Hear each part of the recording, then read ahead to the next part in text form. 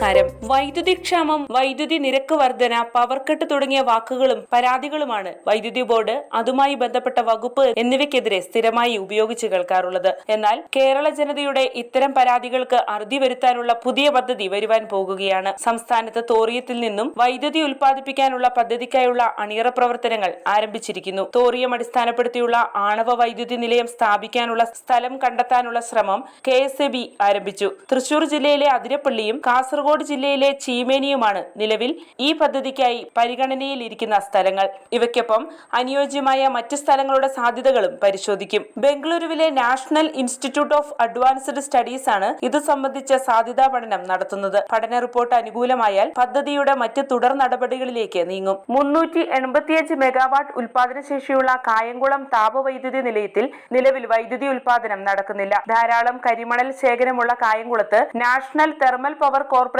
അഥവാ NTPCക്ക് 1180 ഏക്കർ സ്ഥലമുണ്ട്. അതിൽ 600 ഏക്കറിൽ തോറിയം വൈദ്യുതി ഉൽപാദന നിലയം നിർമ്മിക്കാനുള്ള സാഹചര്യം നിലനിൽക്കുന്നുമുണ്ട്. ഇവിടുത്തെ സാധ്യതയും പഠന വിധേയമാക്കും. കേരളത്തിന്റെ തീരപ്രദേശങ്ങളിൽ സുലഭമായ തോറിയം അടിസ്ഥാനമാക്കിയുള്ള 440 മെഗാവാട്ട് ആണവ നിലയമാണ് പരിഗണനയിലുള്ളത്. കേരളത്തിന്റെ ഭാവി മാറ്റുന്ന ഈ പുതുപദ്ധതിയുടെ വരവ് യാഥാർത്ഥ്യമായാൽ സംസ്ഥാനത്തിന് പുറത്തേക്കും വൈദ്യുതി വിപണനം ചെയ്യാൻ കഴിയുമെന്നാണ് വിലയിരുത്തപ്പെടുന്നത്. സംസ്ഥാനത്തെ കരിമണലിൽ സമൃദ്ധമായ തോതിൽ തോറിയം അടങ്ങിയിട്ടുണ്ട്. ലോകത്തെ തോറിയം ശേഖരത്തിന്റെ 30% കേരള കടൽ തീരത്താണുള്ളത്. ഇത് ഫലപ്രദമായി ഉപയോഗിക്കാനായാൽ കുറഞ്ഞ ചെലവിൽ വൈദ്യുതി ഉൽപാദനം സാധ്യമാക്കാനാകും. ആണവ നിലയത്തിന് തീരപ്രദേശത്താണെങ്കിൽ 625 ഏക്കറും മറ്റിടങ്ങളിൽ 960 ഏക്കറും ആവശ്യമാണ്.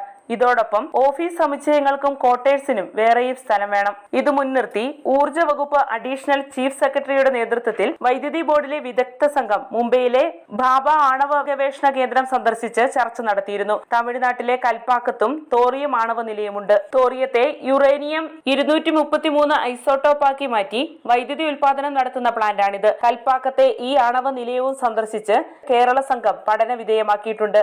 ഇത് കേരളത്തിന് അനുയോജ്യമാണെന്ന വിലയിരുത്തലും ഇതേ തുടർന്ന് വന്നിട്ടുണ്ട്. ജലവൈദ്യുതി പദ്ധതികൾക്കാണ് സംസ്ഥാനം ഇതുവരെ മുൻതൂക്കം നൽകിയിരുന്നത്. എന്നാൽ പാരിസ്ഥിതിക പ്രശ്നങ്ങൾ അവയുടെ സാധ്യത കുറയ്ക്കുന്നു. ഇതോടെയാണ് മറ്റു വൈദ്യുതി ഉൽപാദന സാധ്യതകളിലേക്ക് തിരിയാൻ സംസ്ഥാനത്തിന് പ്രേരകമായത്.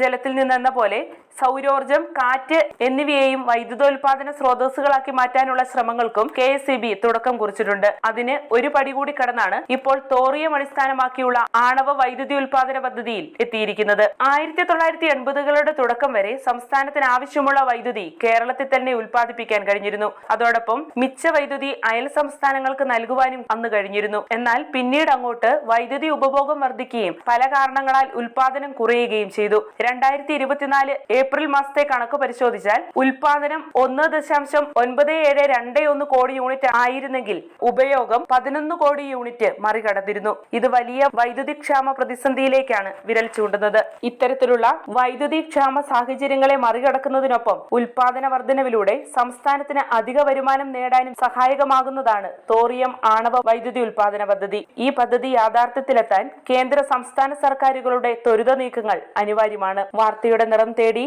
തനിനിറം.